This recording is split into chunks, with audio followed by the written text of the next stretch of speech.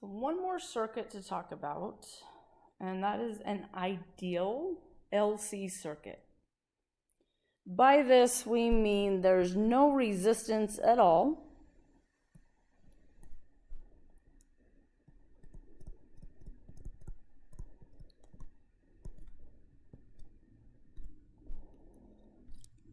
So R, no resistor of any sort, which of course isn't perfectly realistic because even wires have some resistance.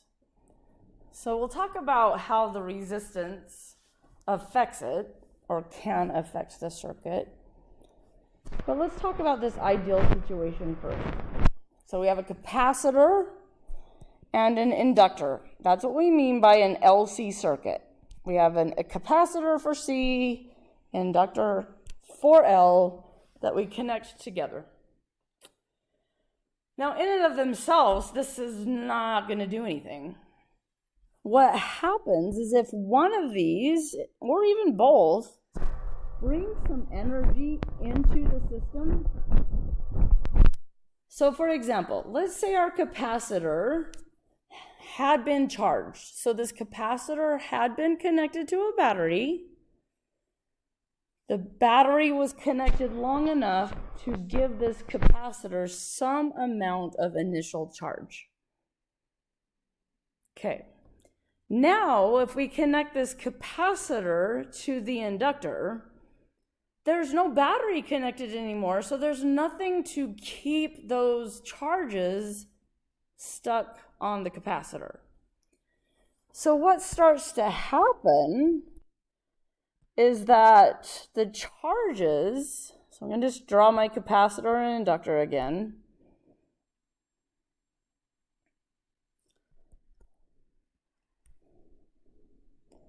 The charges start leaving the plates.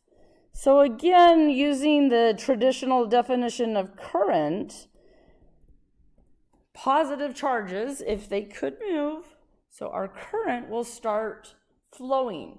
So these charges start moving in the circuit, but the inductor is going to oppose this because initially the inductor had no current.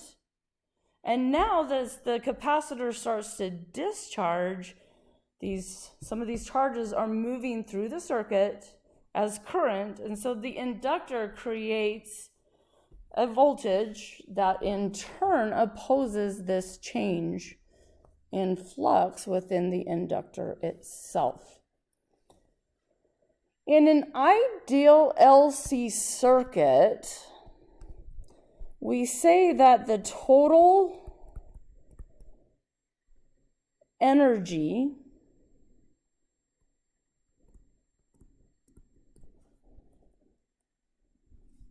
stays constant. If there's no resistance in this ideal little world we're talking about first, then there's nothing to cause the energy to change from electrical form to something else like heat or light. So in this initial situation, at the split second this circuit is hooked up, the capacitor has all of the energy.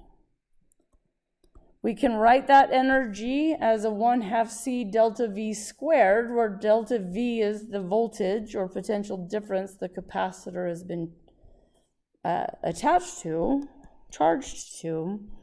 Or we can use the fact that delta V is Q over C, plug that in, and write this in terms of charge and capacitance.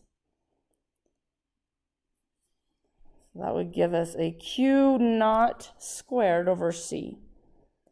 The capacitor has all of this energy stored in it. At the moment the switch is closed or the circuit is connected, the inductor has no energy at all. But now in this second step, some of these charges are moving. The capacitor does have some energy still. That's a 2.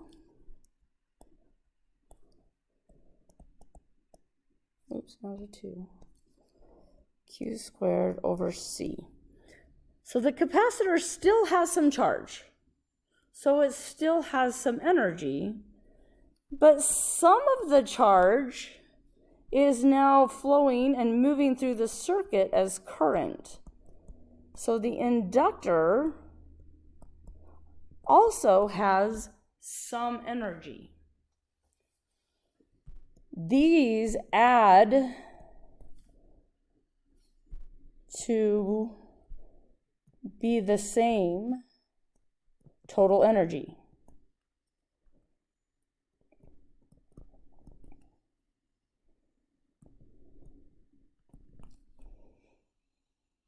So the total energy in this circuit is going to stay constant in this ideal assumption where there's no resistance.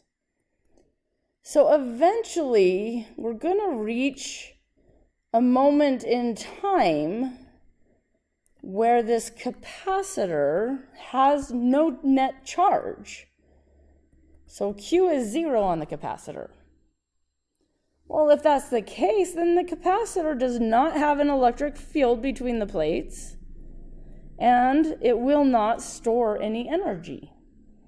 But the energy couldn't leave. It still has to be in the circuit. So that means the inductor must be the one that has all of the energy. What this means is that we have a maximum amount of current flowing through the circuit. Well, if the capacitor runs out of charge, it can't discharge, it doesn't have anything left to discharge with, but the inductor has all of this energy.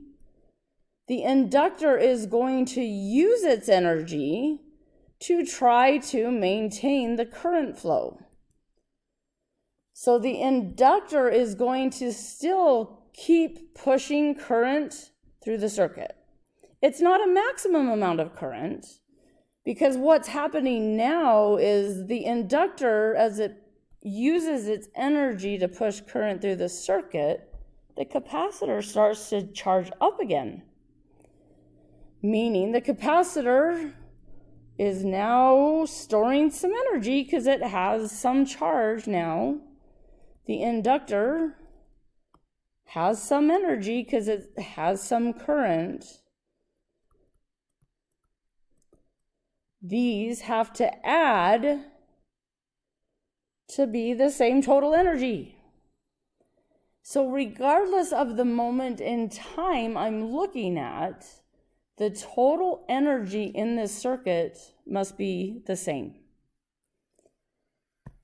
So what happens here is that the inductor continues using its energy until it has no more energy. And at that moment in time, when the inductor has no more energy, that means current is not flowing. Inductor has no energy. Well, then all the energy is back on the capacitor then.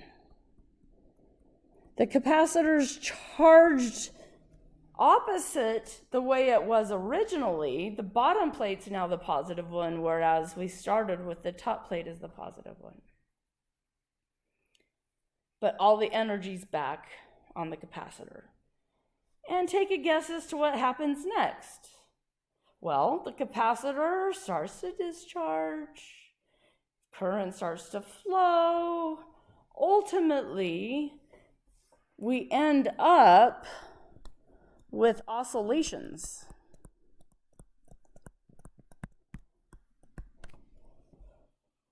The charge starts to move through the circuit again. The inductor uses its energy to keep it moving through the circuit. We end up getting back to the original situation with the inductor being charged, the capacitor being charged maximally again. Ultimately, if I was to graph the charge, the amount of charge on the plates of the capacitor as a function of time, I'm starting with a maximum amount of charge, which we're calling Q naught. As the capacitor discharges, the energy goes into the inductor. Ultimately, the charge on the capacitor is what's oscillating. The charge at any moment in time on either plate of the capacitor would be Q naught cosine omega t. Cosine because we just said, let's go ahead and say the capacitor is the one that brought all the energy into the circuit.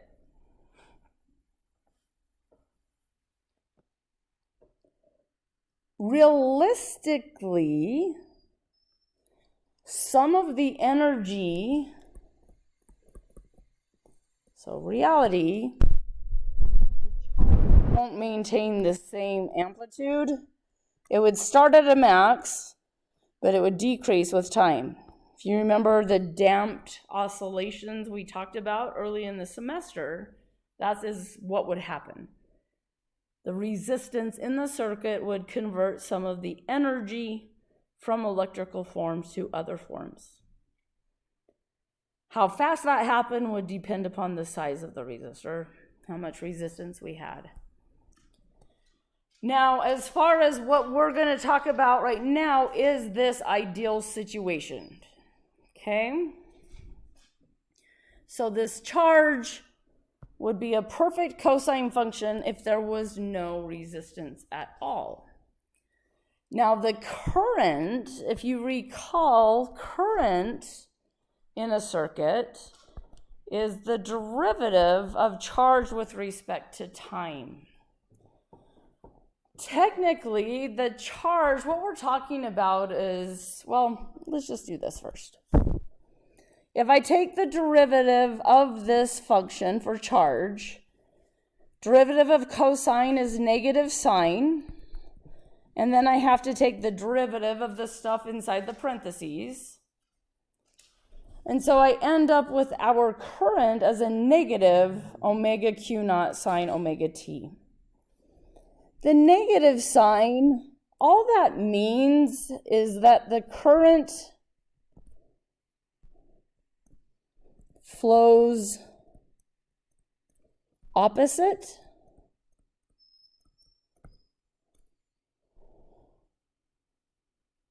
to the direction it flowed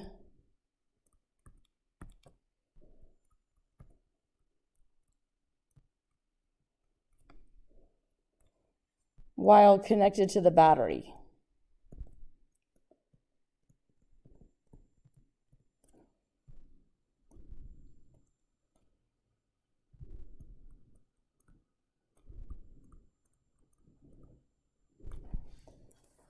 Ultimately, that's not particularly important to us. When you when you look in the test notes, you're going to see that the current in an LC circuit, an ideal one as a function of time, we've typed in there just negative dq dt so that we get a positive function.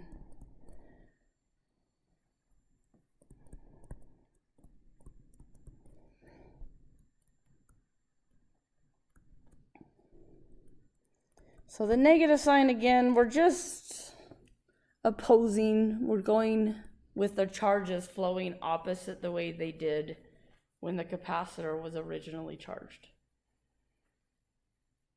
As we look at this equation,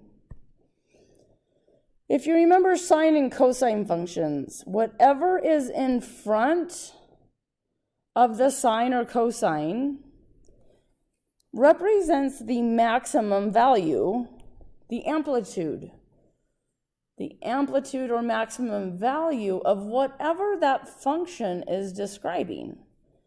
Since this function is describing our current, this is telling us that the maximum amount of current flow.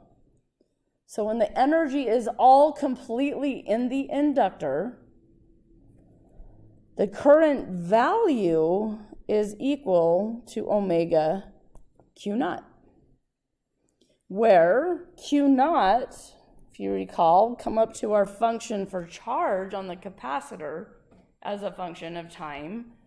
That is the maximum charge the capacitor came in with.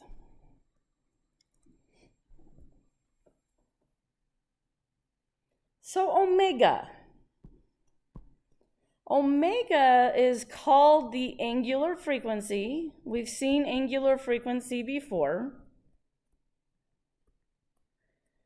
Omega can be converted to hertz or cycles per second.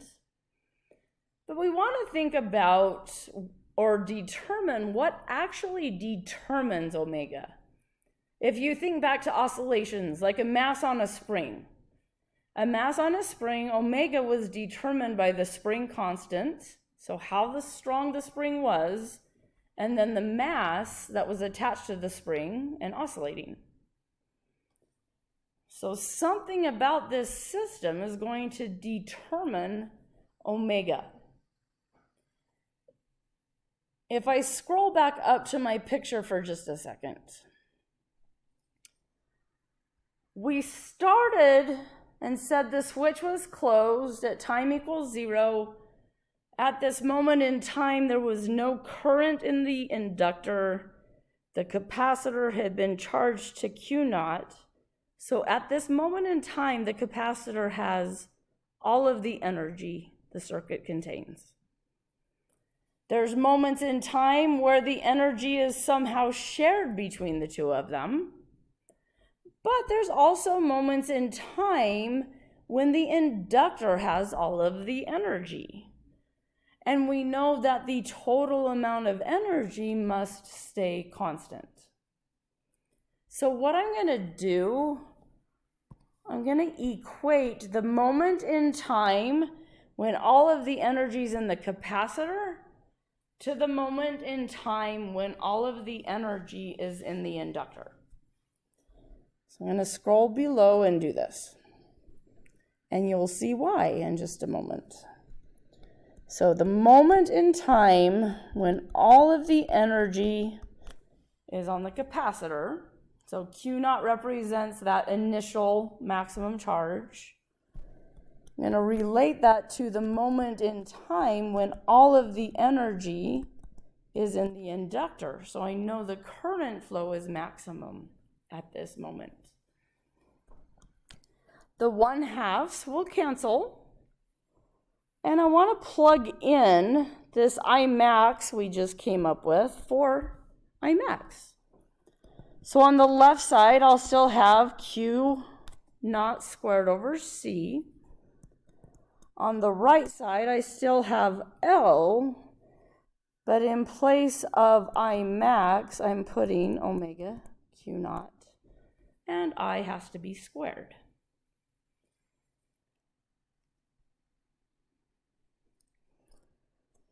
So Q naught squared over C is equal to L omega squared Q naught squared. These Q naughts cancel.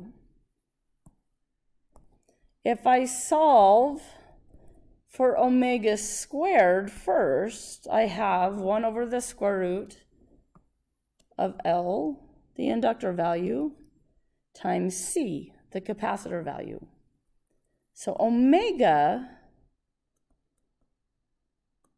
is 1 over the square root of LC, or the square root of 1 over LC. Either way is fine. This is the angular frequency that describes in radians per second how fast this energy oscillates back and forth between the capacitor and the inductor. It's electrical energy the whole time. What's changing is where that energy is stored. The capacitor stores the energy in terms of the electric field. The inductor stores the energy in terms of the magnetic field. And again, we can set this equal to 2 pi f if we want to get frequency f in hertz or cycles per second. So the value of the inductor and the value of the capacitor both affect and determine what the oscillation rate will be in terms of this circuit. We would call this the resonance or natural frequency if we solved for F up here. So the resonance or natural frequency is when the rate at which an ideal system would oscillate at. So the concept behind having an LC circuit is in our television signals, our phone signals, radio signals. If you listen to the radio in the car, for example, you're on your way to work, you're listening to the radio, the antenna of your car is picking up the radio station that you want because you have tuned the station based off of L and C. So as you change the station, you're changing either the value of the inductor or capacitor. And there's ways to vary that in a circuit, which of course we don't have to worry about if we're just changing the radio. We just turn the dial or push one of the preset values, and that in the background where we don't have to worry about it changes it for us. So these LC circuits are common in many of our devices, electronic devices we're using.